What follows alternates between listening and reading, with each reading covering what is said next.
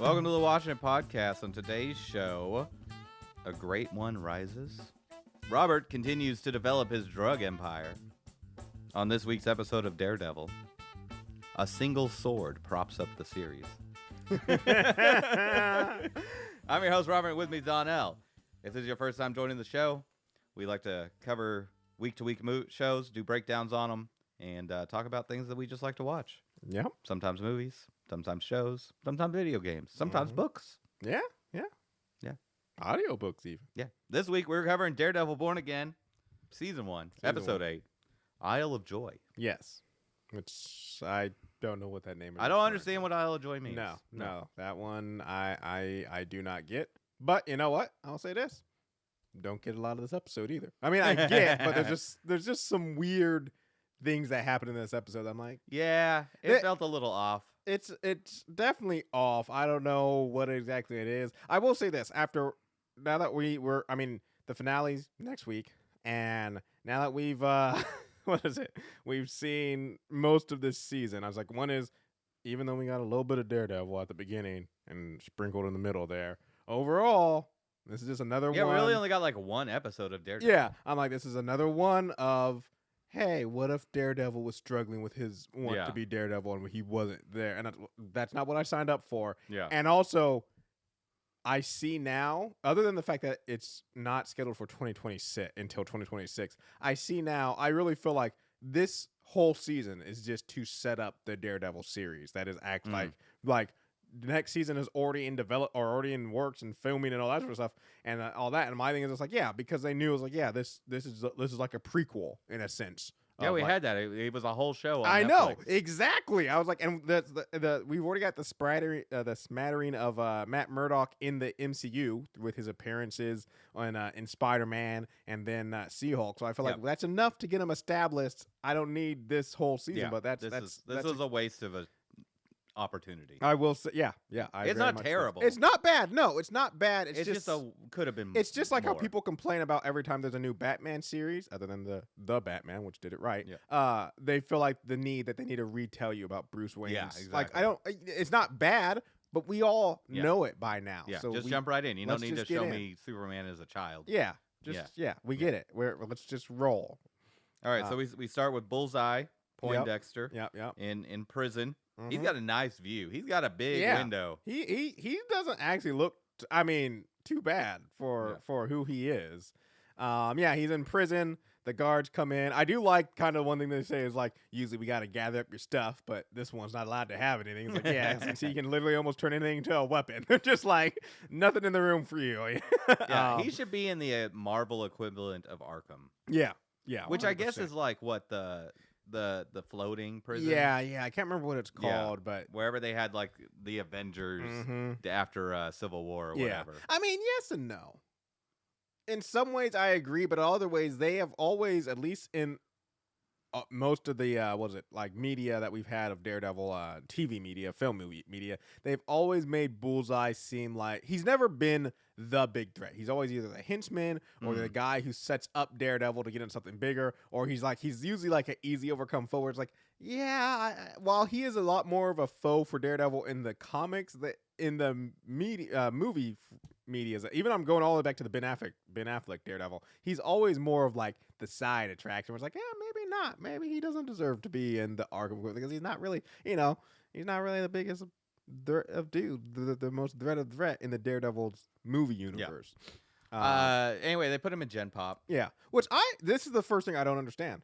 Why wasn't he not already in Gen Pop? Not that. Why is it? He's like, it's a death sentence. I'm like, why? What did you're like probably one of the biggest known assassins out there. You killed a lawyer who probably put some of these guys in jail or stuff. And stuff. So I was like, I think you'd either be a nobody or no one would care, or you might even be a little bit of a hero. Like they're like, oh my gosh, it's Bullseye. He fought Daredevil. Yeah. So that's my thing. Is I'm just like, you're known for fighting vigilantes and heroes. Why would Gen Pop be like, get that guy? Why? What has he done? That's the thing. And maybe there's an explanation. Maybe he kills indiscriminately. That's the theme of this episode. Not enough explanation. Exactly. I was just like, okay, maybe there's a reason why, and I would love to know that reason why. They ain't gonna tell us though. It's just he can't go to Gen Pop, and I was like, why though? I feel like he would honestly be like, a lot of people like, oh my gosh, did you see Bullseye's here. I mean, wherever he is seems more awesome than Gen Pop. Yeah. And his whole thing was just like, oh, I'm on appeal. Yeah. You can't, I'm supposed to be on this side but of him the prison. and Matt both say like he'll die in Gen Pop. Like he says it's a death sentence. Yeah, And later we on, need Matt, more information. Matt on that. is like, I'd love to get a front row seat to that. And I'm like, front row seat to what? A guy eating a sandwich in the freaking cafeteria? Like I don't get. But anyways, moving along. So they put him in Gen Pop, and then we get to see Fisk and Vanessa. Yep, at the docks. They're at the docks. Apparently, the docks are moving forward. Yep. I could have used the whole show on what it took to make that yeah, happen. That's moving a mountain. Yeah. All the Who did he have to thread? Who did he have to bribe? And there had to be so much like behind the scenes stuff done to get this project off the ground in like what a month or two. Like I'm going to talk about a movie that does this well.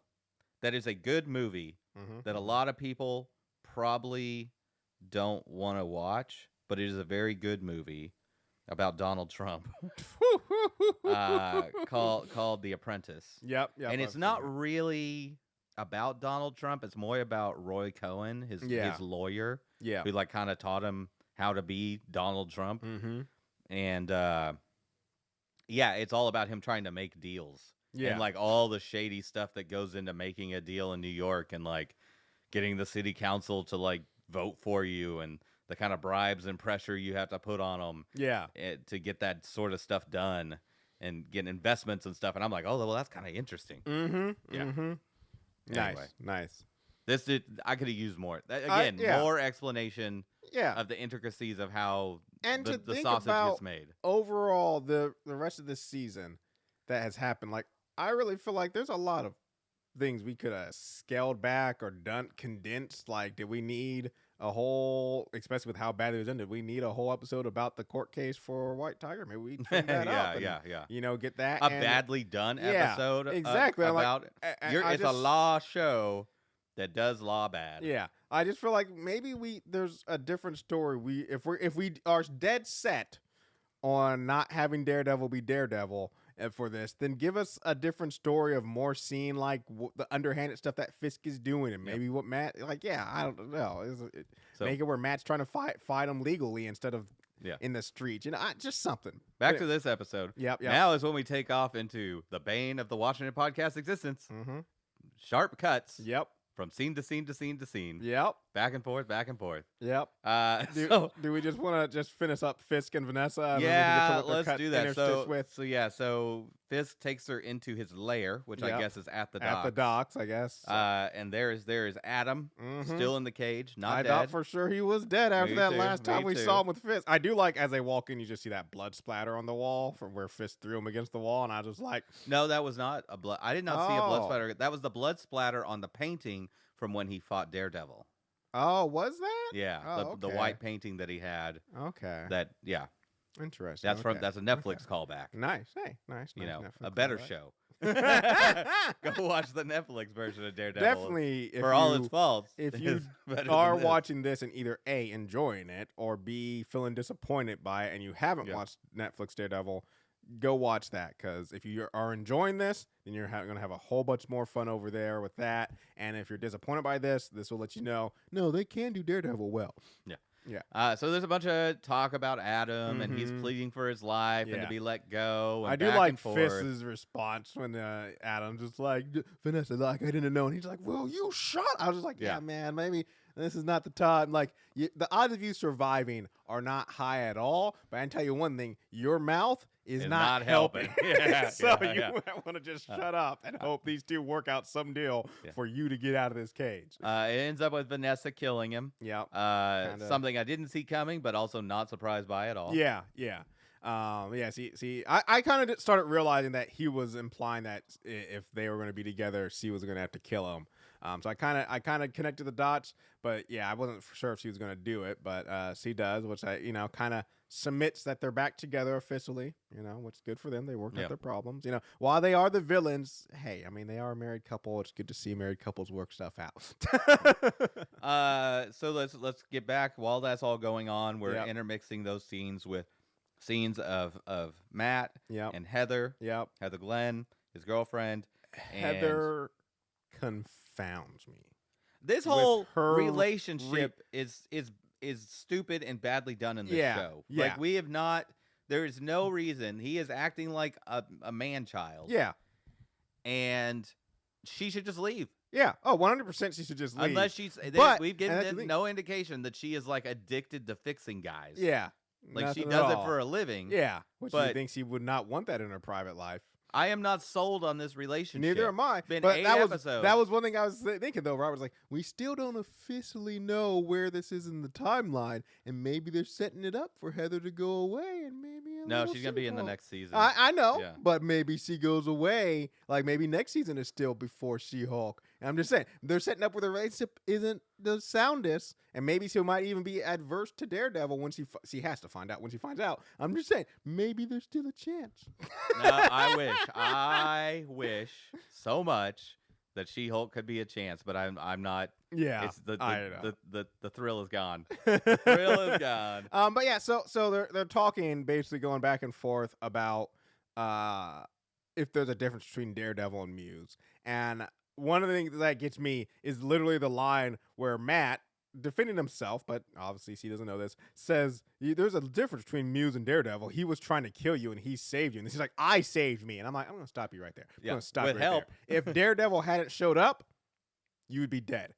Daredevil showed up, and by the time you killed him or were killing him, Daredevil had it under, like, he got taken down, but overall, like, Daredevil had it under control. You were half dead in a chair. Yeah. You so almost I was just like, died right after. If Daredevil had not been there, she probably would have died. Yeah, 100%. I mean, not just because, like, even if she had gotten to the gun and killed Muse, she would have bled to death. She would have bled to death. Yeah. Like, yeah. But yeah, so my thing was she's just like, I saved me. And I was like, let's go back and watch the tape.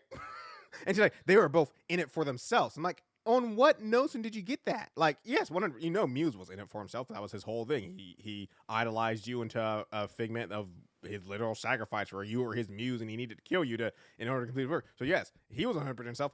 What did Daredevil do in the little interaction you got to have with him that made you feel like, yeah, he's not here for me, or he's not worried about saving me. He's here to fight Muse. I was like, I just don't understand her reaction to it. She's like, I'm all with Fisk. And I'm like, because you were saved by a vigilante who happened, which I also don't understand how she doesn't know that Matt Murdock is Daredevil, but happened to use your name as you were passing out. And I'm just like, I don't get you, Heather, how that's your react. I can understand maybe not being wholeheartedly for vigilantes, like being like, I don't know, I'm still on the fence. But for her to go completely anti-vigilante from that one, like she wanted to meet with Punisher and Daredevil or anybody she could a second ago, and now she's like, these people are scum. And I'm just like, so how does getting your life saved by a vigilante make you be like, they're scum?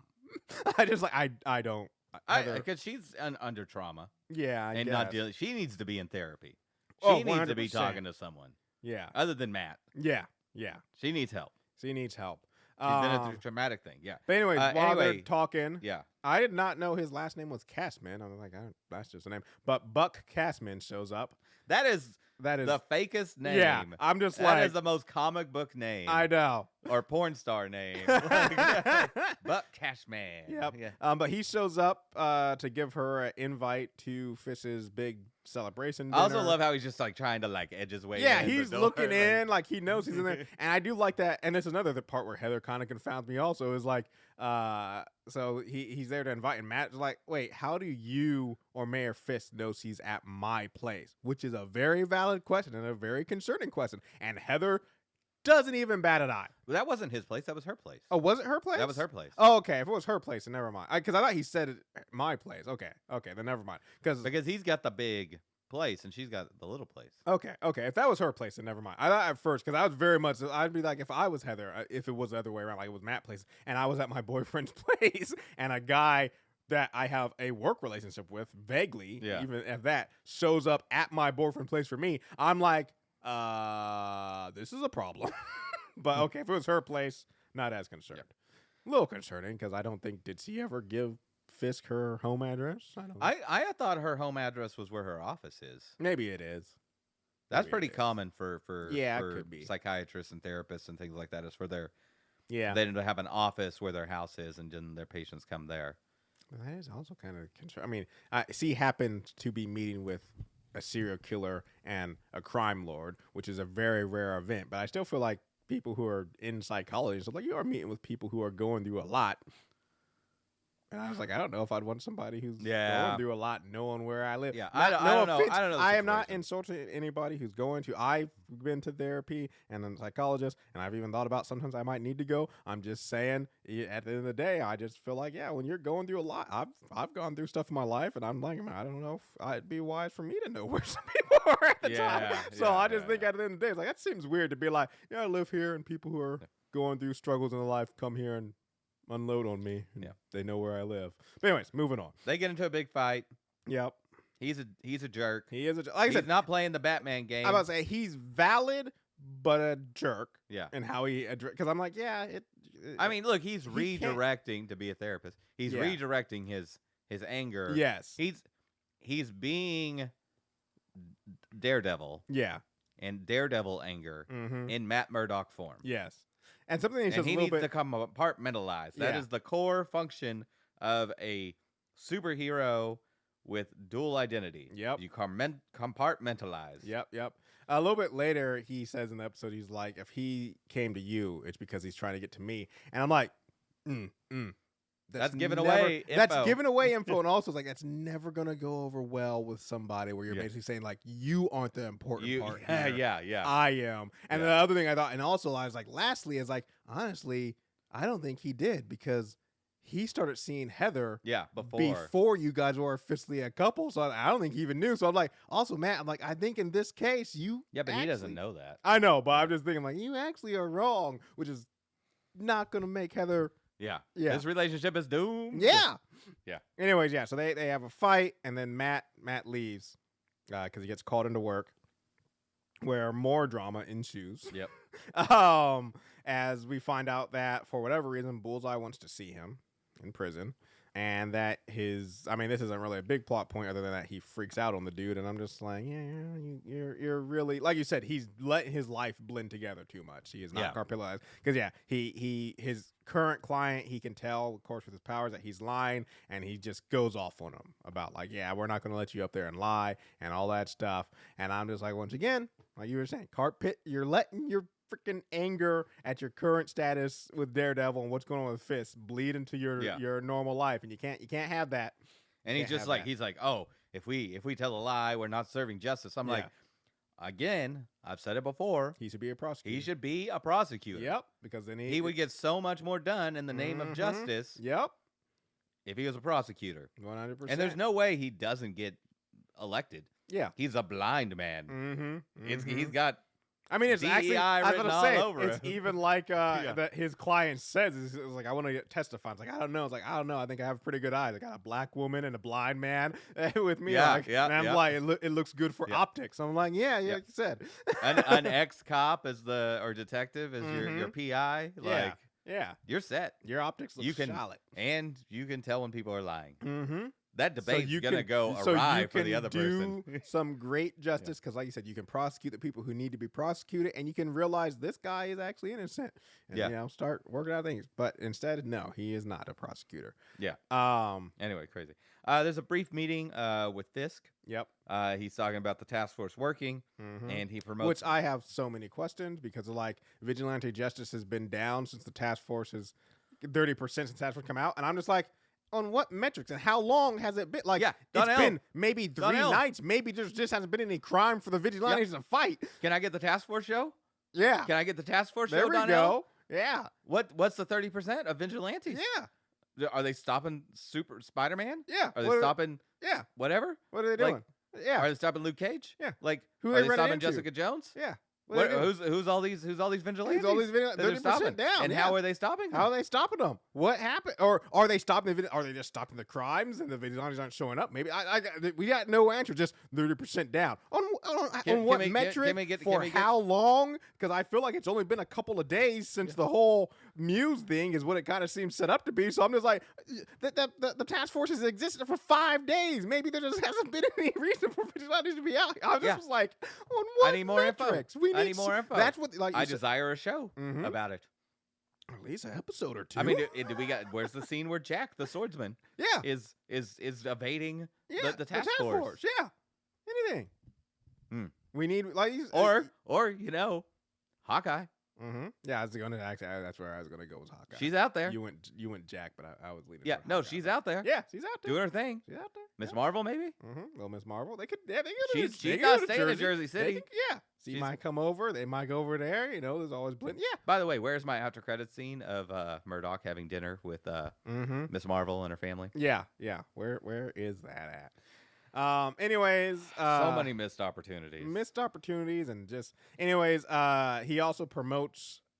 Is his name Danny? I can't remember what his name is, but anyway, he promotes Daniel. He promotes Daniel to deputy director of communications, much to the chagrin of I don't know her name, but the only rational person on his job or on his team. She's a carryover from she's like a functionary that's been there through multiple administrations. Or just if she's not that, she's the person who was hired on because you got to run a campaign a certain way to get elected. So let's bring in the person who knows this stuff. But now that I don't understand why she's still there because clearly her voice matters not at all. But probably because he just doesn't want to give up what little power and stuff she has. It's I don't have much, but at least I can still be I work with the mayor and I have some sway around here. Bet you she gets into restaurants easy enough, being I work for Mayor Fisk. Oh, what? I don't need a reservation now. We get a brief scene at Maggie's bar. Yeah, which is it's not open. But she's talking about reopening. Yeah. Cherry shows which up. I was why is she at the bar in the middle of that day if it's not open? Well, because she's trying to put it back together. She's talking about reopening it, whatever. I mean, it's Maggie's bar. She probably lives above the thing. Yeah, maybe. But they Cherry shows up, and they kind of Matt does get into a little bit of what's going on with him, and just the struggles he's having right now, and then he has a brain blast moment. Where he after Maggie brings out this special celebratory, I think it was whiskey that only Foggy only drank when he won something, and very much makes it clear. Which also this is another one of those areas where I'm Matt, we know because you're Daredevil, and I guess Cherry knows now too that you have heightened senses and ability to tell. But if I was in my bar, I mean, and she does win the argument still, but still, if I was in my bar and do that, and I've done my job all my life, and a blind man wants to tell me what I served another patron on the a night certain night, I'm you can't see. Yeah. No offense to blind people. I'm just saying you can't see. You don't know what bottle I had in my hand. Like I said, I know he's Daredevil, so there might be other things that come into play, but I'm no one else knows that. To everyone else, you're just a blind guy. So why are we having this argument? By the way, this scene that happens next, so he freaks out. Yep. He gets up and just storms out the door, and then Maggie's he didn't use his cane. Yeah. This scene would have been so much better if she had said that. And and then Cherry's I didn't notice. Yeah. And it's we both notice. Yeah. Because Maggie absolutely should know that Matt Murdock is Daredevil. Mm-hmm. That's just who Maggie is. Yeah. She's 100%. she's a anchor in the community. Yeah. She's seen enough BS. I mean, she's the guy, not girl. the girl, but I put in the same thing as because these two always compared a lot. When it comes to Batman, I forget what her name, but there's a small local doctor who lives in Gotham who knows his personal identity because that's where he goes when he can't get back to the Batcave. That's where he goes when he needs a place of safety where he can if he needs to take out, if he's beat up and stuff, and Dr. Thompson, actually. Yeah, I remember her name. Amazingly. But yeah, there's a Dr. Thompson, and she's just an older, probably in her 70s doctor who knows who Batman is, knows he's Bruce Wayne, and whenever he needs a place to flee to and he can't get back to the Batcave or the other stuff, he goes to Dr. Thompson. That's who Maggie would be for Murdoch. I would think it'd be more like a Lucius Fox character to some degree, where it's just a little it's bit. I don't need to know what you're doing, but don't treat me like an idiot. Yeah, I always did love that in those movies. Good stuff. Yeah. So what we didn't mention is when he went back to the office earlier, he was told that Bullseye I brought that wanted up. him. Oh, maybe I wasn't paying attention. I was reading my thing. Anyway, moving forward, Bullseye meeting. He goes to see Bullseye. Yep. which this meeting also confounds me because I can't figure out which either one of them wanted out of it. Well, I know what Matt wanted in a sense. If he wanted to know if he worked for Fisk, I just don't know why. Or who he worked for and like why he was hired to kill Foggy. And I'm like, it's been like what, 2 years? Yeah. Why did you not ask this already? But anyways, Bullseye wants to get out of Gen Pop, and sounds like he wants to get out of prison, which I'm like, I don't know. Even if Matt can start pulling some strings, maybe he can get you out of Gen Pop, but there's no way in hell he's getting you out of prison. Like, I don't care how good of a lawyer Matt Murdock is, there's no way in hell he's getting you out of prison. Maybe into solitary confinement again. But anyways, and then he's like, is very weird and elusive. I mean, we find out a little bit later, but just the way he phrases everything, I'm just like, wait, what's going on? With Poindexter, because he's Bullseye right now.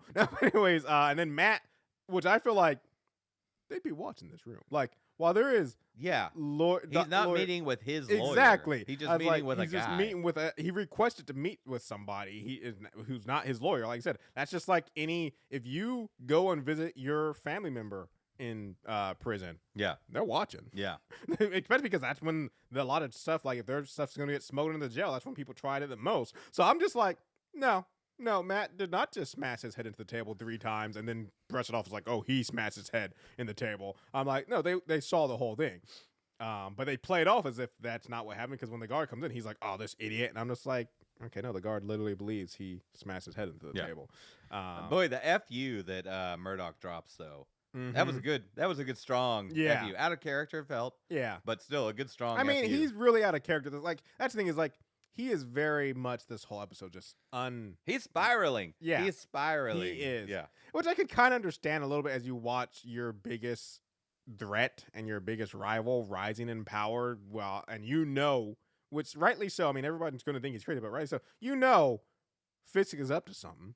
And Fisk is going to do something terrible. I mean, he already has a task force, but everyone is just flocking to him, including, which we already said this relationship is doomed, but including apparently the person you're in love with right now is also even flocking to Fisk's side of the like. That would be devastating on some levels to know that a known killer / crime lord is rising to power in legitimate ways, and everybody's flocking to him to some degree, and you're powerless to do anything about it.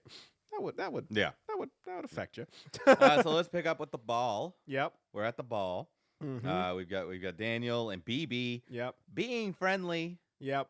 And I'm just like, no, this is over. This whole situation. Yes, he tried to manipulate I her. had this thought until BB meets with the commissioner.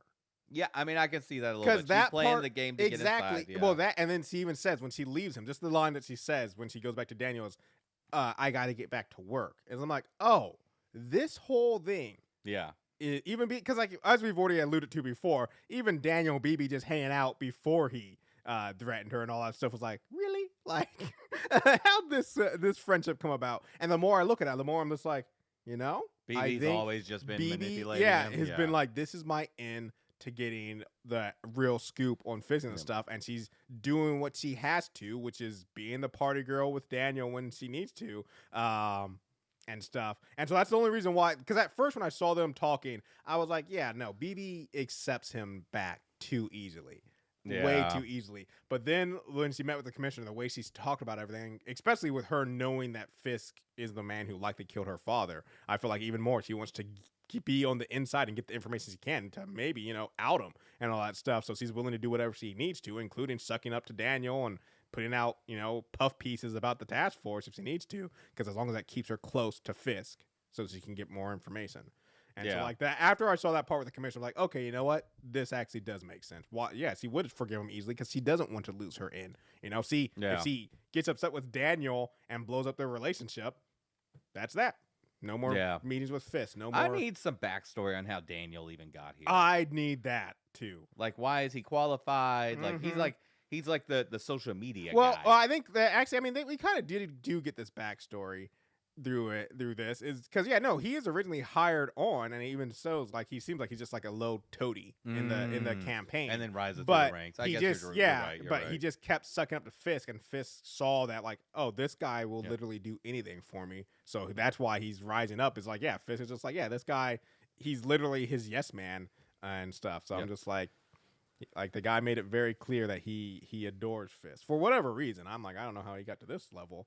So it's unimportant, but I wanted to mention it while that's happening. The swordsman, Jack, is in the background. He's talking. This was kind of annoying to watch. I had to like go back and because there was like dual conversations going on. But it's fine. That's how it happened in the real world. And then he goes and he talks to someone named Artemis, and I'm like, ooh, I got to go to Google. Yeah. I got to look on the wiki. It's nobody. I know. It's nobody. But I was like, their name is Artemis. Yeah. I'm like, I'm sorry. Artemis just sounds like a name like, this has to be something. She's a retired hero or something. I know. I thought for sure, like, there's going to be some backstory here. She's going to be like somebody. I was all excited. The swordsman show? When are we getting the swordsman show? Yep. And Jack. Okay, so this whole ball... Heather's there. She's feeling stood up because Matt isn't there. And hasn't answered our calls. We find out. Yeah, ridiculous. Yeah. We get Fisk. He finally shows up with the white suit. Yeah, and the white suit, the white tux. The white tux. Yeah. I saw that and I was like, here. I'm like, Kingpin's back, folks. Kingpin is back. Yeah. And then Fisk starts pulling people in the room. Meeting with everyone, including Jack. Yep. And extorting them for money. Yep. Yeah. I do like the way that Daniel talks about it. It's like everybody in this room is just on nails because they either want to be in that room with Fisk or they want to be as far away from that room as possible. And I was like, I do like that. Like Daniel, and the thing that like when Daniel BB is like, yeah, that sounds like corruption, and he's like, why do you have to bring me down? It's like, dude, literally what you said is a messed up thing. But Daniel we got a Hawkeye show coming. Yep. We do have a season 2. She should be at this party. Yeah. Not as Hawkeye. No. But like infiltrating with Jack. Yep. But like I imagine in my head canon, if she's on the periphery, like following all the moves of Fisk. Yep. Ever since he got elected mayor. Yep. Because they had a big fight. Reason is her mom's in prison. Yep. Like she's invested. She's a New York based hero. New York based hero. Yep. And Fisk is her big bad. So I know we talked about this lightly, but I'm just like, who all do we have? We have Miss Marvel, even though I know that's Jersey, I'm still counting it. We have Hawkeye. We have the Swordsman. We have the White Tiger. We have Matt Murdock, Daredevil. Which by that I'm just gonna, because it is a continuous, I'm just gonna throw Luke Cage, Jessica Jones, and Iron Fist in. Yeah. So that's 8. Is there anybody else operating out of New York? When are we gonna get Spider-Man? So that's 9. But Spider-Man and this version of Fisk have not interacted. No, but I'm just trying to think of all the heroes. I mean, they're not on the same level. They aren't in the comics either. But you know, I'm just trying to think of all of the vigilantes / heroes who are operating solely out of New York. And I'm like, we got 9, I think. And then, no, What's His Face is also there. That's 2 more, actually. Ant-Man and the Wasp are both based in New York. I thought they were. No, they are in Miami. They're in Florida. Oh, are they? Yeah. Oh, okay, never mind. All right, so they're not there. Okay. So it's weird, but okay, 9. But still, that's 9, yeah. That's enough. That's way more than enough. Yeah, that's enough. That should be like the big bad just got elected mayor. Yeah. Everybody. You know what? Luke Cage should be at this meeting. Yeah. Where's Luke Cage in all this? He's a crime lord. He should be interfacing with Fisk from time to time. He should. Anyway. Oh wait, Punisher. There's our He's not a superhero though. I said superhero / vigilante. And he's been shown in the show. We did not get enough Punisher. Yeah. Again, so I need talking another about Punisher that show. so we don't have a Punisher show coming, but we have a Punisher special coming. And I was hoping that would be in between the 2 seasons, but they say that the Punisher special is going to release alongside season 2, which I'm like, meh. I was really hoping like we get Daredevil season 1, and then maybe later on this late summer, fall, we get a little bit of Punisher, and then Daredevil season 2. But apparently it's just next year, Daredevil season 2 and Punisher. Yeah. Anyways. While he's extorting Jack, he strongly insinuates that he knows that he's the swordsman. Yep. Yeah. Matt shows up. Well, no, before that. No, because Matt is listening to their conversation. So. Well, I'm kind of skipping ahead. Okay. But all right. Yeah, before he talks with Jack, before Matt shows up, Bullseye breaks out. Yeah. And this was really cool. It was really cool. I love that he rips one of his teeth out and then shoots it through someone's skull. Yeah, through their eye. Awesome. Yep. So yeah, Bullseye does that. I'm not saying Bullseye does not have the skills to do this. The part that gets me though is when he's leaving on the bus. And I know it's nighttime, and I know he's in a uniform. But when he sits on the bus, I'm like, this is like, I know, like, yeah, there's plenty of guards who work a certain place. If you're in a big enough prison, you work a certain. I work, A and through C, and there's D, E, F. I've never been over there. Sure, but there's also a certain. They all tier. take the bus. Yeah, that, and also there's. I'm just saying where you might not recognize every criminal, but also there's a certain tier of criminal, like. Even if you never saw him, everybody knew what Charles Manson looked like or Jeffrey Dahmer looked like if he was in that prison. But Bullseye isn't on the level of those guys. But I agree he's with high you. enough. I think they would know what he looked like, or at least they wouldn't just let him sit there in the quiet. Yeah. They would be all talking. They would be like, "Oh, the new guy." Yeah. Or they would be like, "Who are you?" Yeah, this was like, there's no way. I do not disagree that Bullseye could fight his way out of that prison, get in, and maybe even sneak up to the bus. But I was like, but that bus part was like, no, you lost me right here. Somebody's gonna be like, this is just bad security on the prison. The alarm should have already been going off by this point. Yep, they don't get alerted until a guard walks into the room and finds the two dead guys. All right, so Matt shows up at the ball. Yep, and still being a man-child. I have something written in my notes. I don't know what it means. Okay. Hopefully you can help me. Because I really don't know. I have written in my notes, hot old hand. I can't help you with those notes, I don't Robert. know. I was hoping you'd drop something, but I got no idea. I got nothing. I got hot old hand. I mean, got no idea what that note means. Were you drinking while watching Rob? Yeah, a little. Not a lot. I know. I'm just kidding. Less than usual. Yeah. But anyways, I got no idea what hot old hand means. Yeah. So he zones in on Fisk, but Heather catches him, calls him over, tries to have a conversation with him. And this is just a badly, not well written, badly shot thing. So he zones in on Fisk and the swordsman. I can't remember what his real name. What's his real name again? Jack. Having the proper conversation, and she calls him out. Like, you hear her in the background talking, and then she calls him out for not listening to him. This is just on Murdoch's thing. The fact that he does this and then does it again right after. I'm like, yeah, you and Heather are now officially done. I am done at that point if you do it twice in a row to me. But then the second time he zones out on her to listen to Jack and Fisk, she just, even when they cut back to him, she just stands there. And I'm like, this is just not well. You're not just going to stand there. She's not saying anything. She's not doing motioning, waving her hands at him. She's just literally standing there. And I'm just like, this is just weird. No one would do that while your boyfriend zones out. It was just very badly shot / set up. But anyways, he hears that Fisk is extorting. Him and Heather get into a fight again, and this is where he says the whole thing of this is about me. It's don't say that. You're ruining your relationship. And then they get on the dance floor, so he can get close to Fisk. And Fisk, knowing that Murdoch can hear him, talks underneath his breath. That was a good. This was the cool. best scene of the show. I was like, honestly. This is nice. He starts talking to Matt, knowing Matt can hear him. But no one else can. Also, threatening basically to tell Heather that he's Daredevil. Which the very next part of this is why it makes no sense. Then while this is happening, they hear that, I just realized something. What's that? Because we see that Matt, we already know. By the way, Donnell just went through a whole reboot. Yeah, sorry. There. Because I just realized how much this doesn't make any sense. Is this whole time Matt has been listening to Fisk and what he's doing while he's at this party, no matter where Fisk is and stuff. And then he's on he can hear him on the dance floor without music.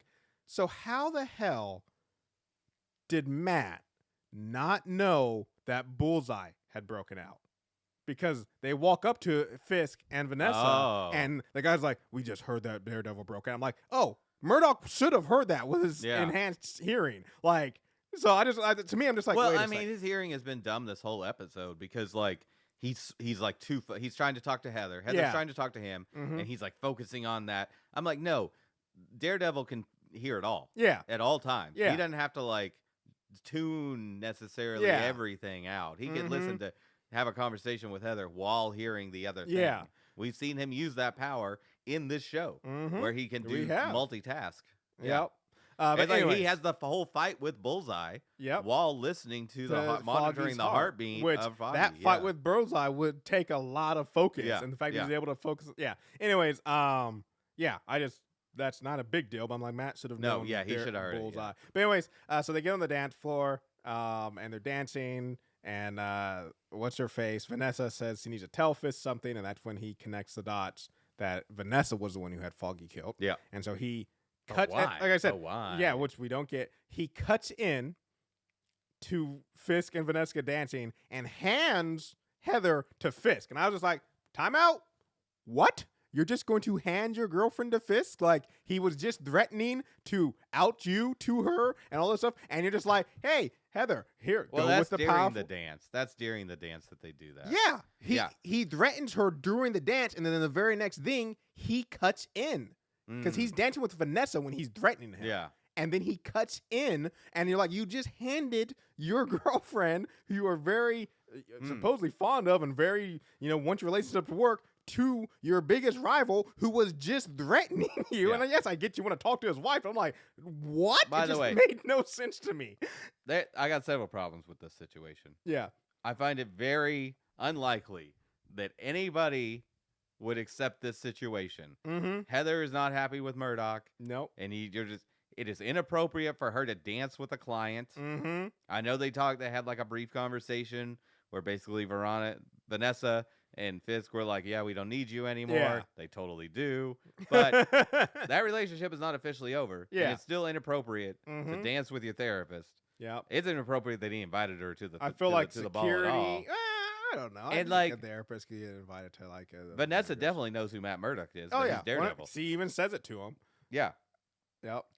Everybody would shut this down. Yeah, They'd just be like, they would not play along. This is the mayor and his wife. Don't get me wrong. I'm not saying Matt Murdock, he is blind, but still is a threat. But this is the mayor and his wife, and just some random lawyer and stuff who just could. I mean, you could very easily be like, security, someone do something about this.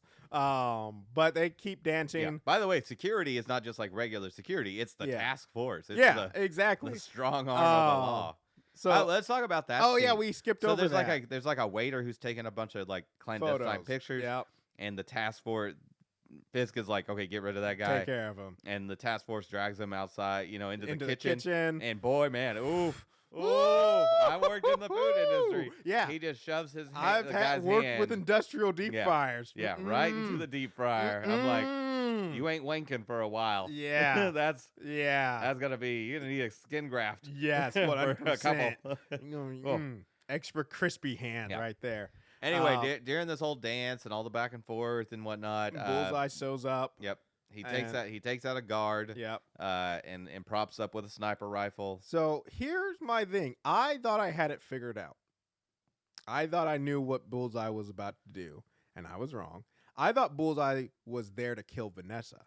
And I thought he was going to succeed, and that was going to be like the thing that really pushed Fisk. Like Fisk just sees that he just got his wife back, and then I thought Bullseye was going to kill her, and that was going to make Fisk go full. Like he's dabbling with Kingpin already, but I thought that was going to make Fisk go full Kingpin and just like crack down on the city and like make it where it's like you basically like you have Gestapo everywhere, and like New York is just under the reign of Kingpin. So that was my there. When I saw him get up there with a gun, I was like, oh my gosh. I was like, he's about to kill Vanessa. And I was like, oh, this is about to go insane. Yeah. But I don't understand why he would so he's hired by Vanessa to kill Foggy. Yep. Why would he kill his client? Yeah. Why is he there? Well, I was thinking. Except that maybe Vanessa hired him to kill Fisk. Ooh, I didn't think about that. Like, we don't know what Bullseye's like motivation is. Why is he here? Bullseye was like, I have to get out of here. Why is he just like bounce out of prison and gone into the wind? Oh man, that's actually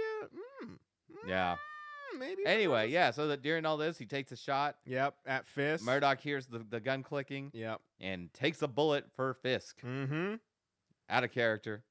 Very biblical. But I also could see it as just reflexive. It's like it's part of Matt's DNA is to save people, and he knows he's the only one who hears the gunshot and about it. And I just see it as less him trying to save Fisk and more just reflexively. That's what's built into him is like, oh my gosh, someone's being shot. I must protect.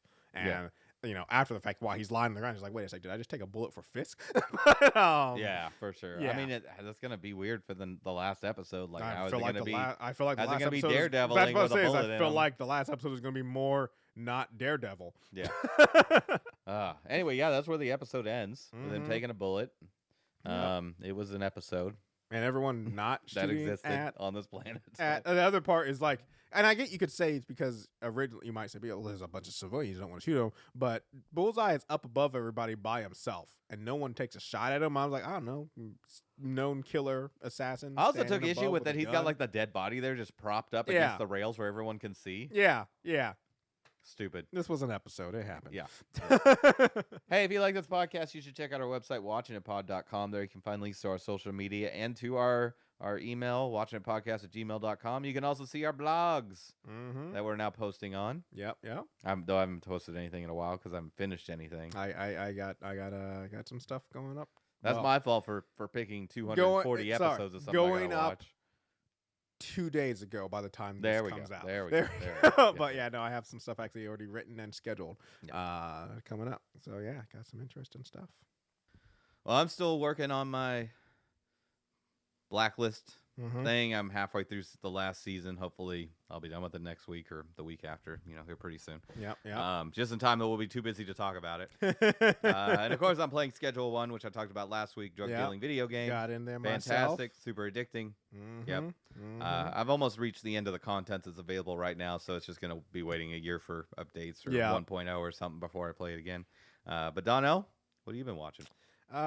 This one I know I talked about this show last week, but just want to reinforce now that there's 2 episodes out. Watching the show Mobland, and continuing to be good. It's continuing to be good. Okay. I think this is a hit, another hit, and really good cast and very interesting. Apparently, we need to be watching The White Lotus or something. Yeah, everyone. That's on like season 3 or something. And it's like insane. Like it was supposed to be 1 season, but it was so good that they brought in. They just started doing more seasons. Interesting. Yeah, it's on my list to check out. And also, just real quick, one of the things is so it stars, or like I said, Tom Hardy, Pierce Brosnan, and then something I can't remember her name. Helen Mirren. Yeah, Helen Mirren. And I know this is not a shock. I know Dame Helen Mirren. Yeah, I know exactly. Like you said, Dame. I know she's British, of course. I know she's British. A lot of the stuff I've seen her in, it's what would you call it? I don't want to like polished British or like high class, elegant. British. Posh, yeah. She is. I mean, so she is the wife of a crime lord, but like they also like they have a ranch that they live on, and they're elderly, not elderly, but older, where they have grandkids, and so like Helen Mirren being she's still a evil crime lord woman, but. See, there's just a scene, or there's a lot where she's on the ranch, where she's just like a homely grandma, and just I'm just like, this is not a side of Helen Mirren I've ever seen before. It's very interesting. Anyways, so yeah, still watching that. Recommend it to anybody. But Robert, I got something, and I'm psyched about it because we have already confirmed you do not know what it is. I got an anime, Robert. Okay. I got an anime. I think you're going to be excited about this anime once you know everything about it. But so I'm going to just drop a few things. What's it called? We're not there yet. And I'm not going to tell you what it's called. You don't want me to look it up. I'm going to show you a picture of it. I'm going to tell you a little bit of the thing. So one is, I watched Last Week Tonight with John Oliver. Okay. I was getting on to watch Last Week Tonight with John Oliver on Max and Sunday night and stuff. And as I logged into Max, a picture popped up. And from that picture, I was like, hold up. I think I might need to watch this right now. Okay. And I stopped and I watched it. A Max anime. Yes, not a Netflix anime. Max anime. Technically, though, it's on Max, but it was released. And this is why some people might not. It was released on Adult Swim. Okay. Attached to Adult Swim, right? And I'm going to tell you who created it, and I'm not sure. Maybe it may or may not tell you why. Is this a Japanese anime? It is a Japanese anime. Okay.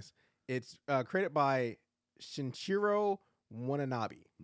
Ooh, that sounds familiar to me. I think you should find it familiar. I am now going to show you a picture, and you will see why I immediately stopped what I was doing and watched this anime. Is that who did the one about the alien planet? No. Okay. But you will know what he did before this as soon as you see this picture. You ready? Yep. Ready? Okay. Yeah. You know? Yep.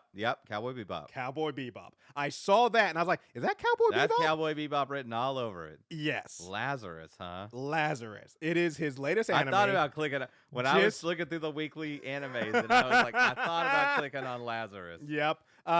It is. So it's made by, as I said, Shinichiro Watanabe, which everybody, if you don't know the name, you probably know his biggest anime, which is Cowboy Bebop. And another one of my favorite animes, also by him, Samurai Champloo. And what both of those have very much in common is their blending of music into the actual show. Like just when scenes are going, especially fight scenes, they get the music going just right and all this stuff. Well, this show also, so it's made by him. It has, which I don't know how this works in an animated thing, fight choreography by the choreographer from John Wick. Okay. Yes. And the very first, I queued up the first episode, like, well, let's see how it plays out and stuff. Oh, the first fight scene you get, it feels like you're right back in Cowboy Bebop. They got the music going with some jazz, which, don't get me wrong, Samurai Champloo is hip hop, and I do like hip hop and fuse. Is it Yoko Kanno? Stuff. Yoko Kanno. Yeah, she did the music for Cowboy Bebop. No, they have a bunch of different people doing music. Fair enough. But the music kicks in, and this fight scene is so fluid, and I was just like, "Oh, we're back, we're back." And it's like, so a lot of people have said that because he also he's made Cowboy Bebop, of course, Samurai Champloo, and a lot of people say that Space Dandy is a spiritual successor to Cowboy Bebop. I can see it a little bit. I can see a little bit, but Cowboy Bebop, while it did have comedy, that wasn't the focus of it. It was like it was telling a dramatic story, and there was just comedic moments. Space Dandy is very much based comedy bit driven, so I never felt quite as in tune. Where with Lazarus, like in all reality, if you would have just slapped Cowboy Bebop 2 on this, I'd be like, yeah, exactly. Yeah. But yeah, like I said, I literally just saw that picture, the logo. Oh yeah. And as soon as I saw it, I was like, yeah, we're gonna need to stop. I was like, last week when John was like, can wait. I need to stop and see what the hell this is right now. Yeah. Well, first I stopped to be like, is this? It like, almost looks like a ripoff. Yeah, and Like that's why I was it's like, pretending I to be opened it up. It's like, is this made by? Because if it's not made by him and it's just somebody else making this anime, this is a affront to mankind. You can't just do this. This is Cowboy Bebop. But when I saw it was made by him, I was like, well, we gonna need to watch this. And there's only one episode, so it could be I doubt it, but it could be terrible afterwards. But just the one episode, I was just like, oh my gosh. This is Cowboy Bebop, and it felt good. I didn't know that he did an episode of the Animatrix. Did he? Yeah, that's interesting. All right. But yeah, no, very, very good already. It comes out on Sunday. Sundays is when it comes out. I'm going to be that in Mobland actually also comes out on Sunday. So I'm like, for a first time in a while, I'm actually like looking forward, but also kind of bummed because after I watched both Mobland and this, I'm just like, gotta wait a whole week.